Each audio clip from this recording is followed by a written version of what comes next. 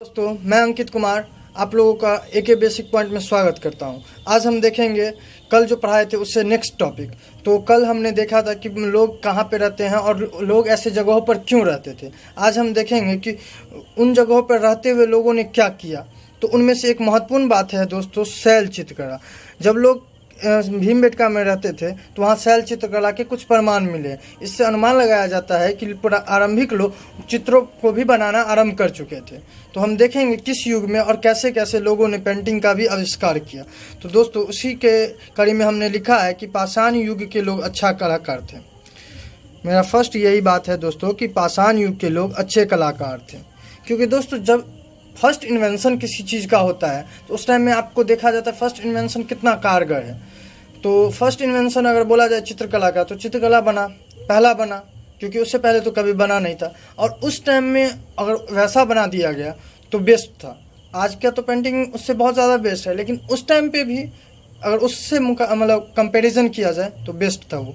तो पाषाण युग की ये गुफाओं में कई रॉक पेंटिंग मिली है, जैसे भीमबेटका। दोस्तों, आपको मैंने पहले ही मैप में बता चुका हूँ कि भीमबेटका अपने शैल चित्रकला के लिए फेमस है। उसी तरह दोस्तों, भीमबेटका यहाँ भी हमने दिया है एग्जाम में। भीमबेटका की गुफाओं में कई सुंदर तस्वीरें मिली है। दोस्तों, मैं आपका इसका तस्वीर वीडियो के लास्ट में डाल दूंगा, वहाँ पे देख लीजिए। उस तस्वीर में कुछ जैसे हिरन दिखाया गया, उसके पीछे कुछ शिकार करते हुए लोग दिखाए गए हैं, कुछ बच्चों के समूह के साथ एक बड़े पुरुष को भी दिखाया गया है। मेरा अधिकतर पेंटिंग में जानवरों के शिकार को दिखाया गया है, जो कि भीमबेटका अभी मैंने बोल दिया दोस्तों।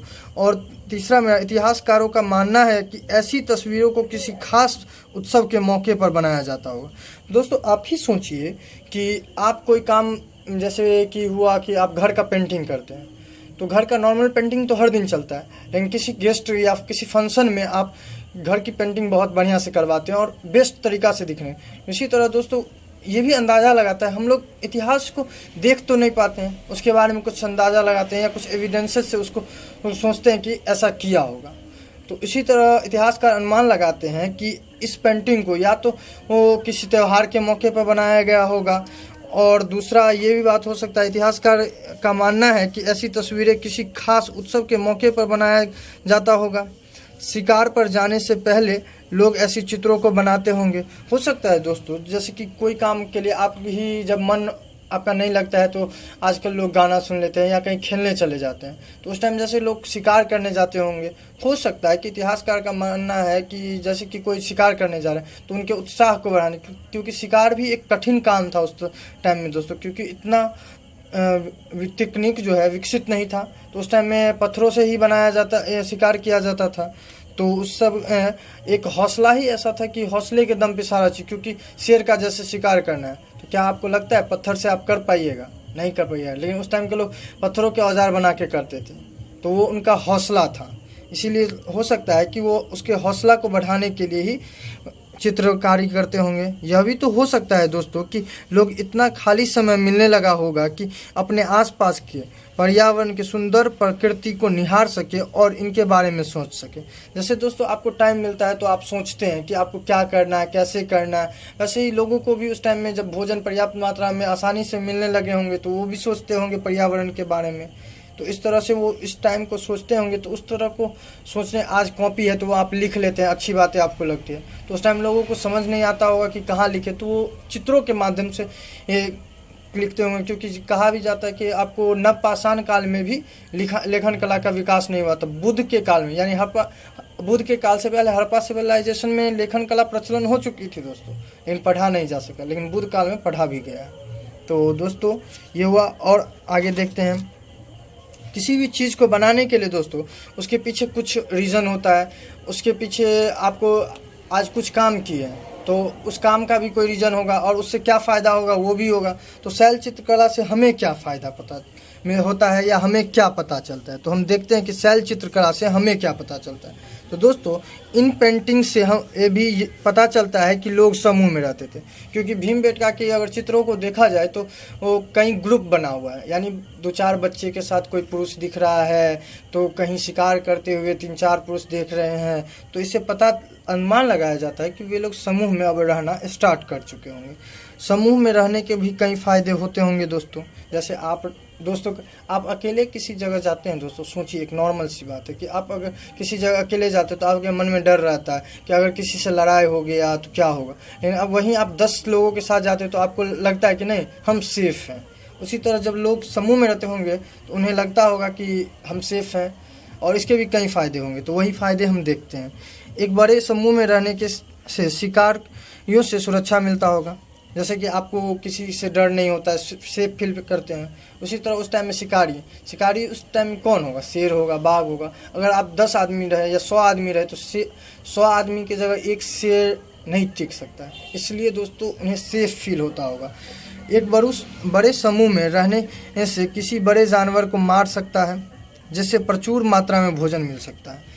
आप किसी बड़े समूह में हैं तो आप 10 का शिकार कर सकते हैं, 20 का शिकार कर सकते हैं। अगर 10 आदमी किसी काम को एक काम को अगर 10 आदमी करे तो कितना जल्दी हो जाता है, तो फिर नेक्स्ट काम में भी आप लोग जुड़ सकते हैं।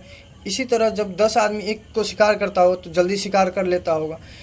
आप एक बात सोचिए, हाथी इतना बड़ा है, अगर 20 आदमी मिलकर एक हाथी का शिकार कर ले तो कितना दिन उनका पेट भर सकता है। लेकिन वही एक आदमी उस हाथी का शिकार करने जाएगा तो दोस्तों हो सकता है शिकार हो ही जाए, लेकिन क्या इतना आसान है कि उसे शिकार कर पाना?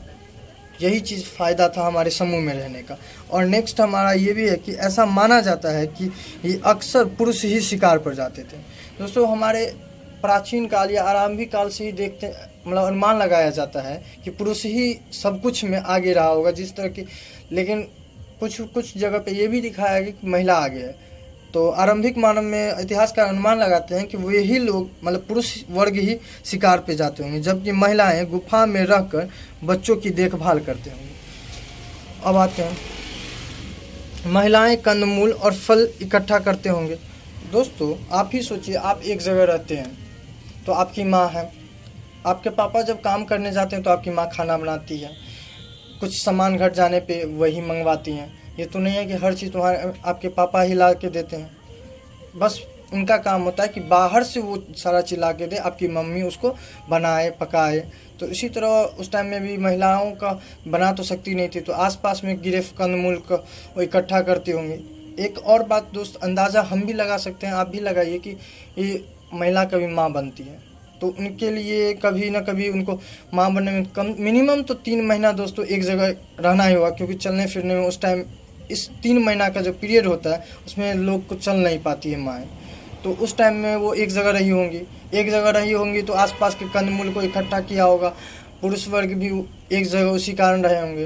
तो जब 3 महीना रहे होंगे, 3 महीना के बाद मान लेते हैं बच्चा हो गया, बच्चे होने के बाद भी क्या वो कहीं पलायन कर सकते हैं इतना जल्दी? नहीं, उनके लिए भी कुछ वक्त चाहिए, क्योंकि बच्चों को सेफ फील, क्योंकि वो जगह जब वो कहीं आप रहिएगा 10 दिन तो वहाँ उस जगह के बारे में जानते हैं, तो उस जगह पे आप सेफ फील करने लगते हैं।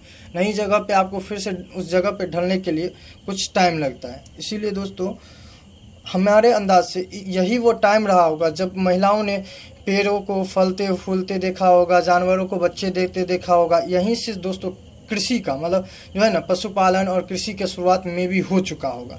तो हमारा नेक्स्ट टॉपिक होगा कि भोजन संग्रह से उत्पादन तक, यानी पहले जैसे लोग भोजन का संग्रह करते थे वहाँ से आगे बढ़ के लोग अब भोजन का उत्पादन करने लगे, यानी खेती करने लगे इस जगह का। तो मैं कल आप लोगों को यही टॉपिक पढ़ाने जाऊंगा दोस्तों, भोजन संग्रह से उत्पादन तक। तो आज के लिए इतना ही, धन्यवाद। अगर मेरे वीडियो पसंद आया हो तो लाइक शेयर एंड सब्सक्राइब करें।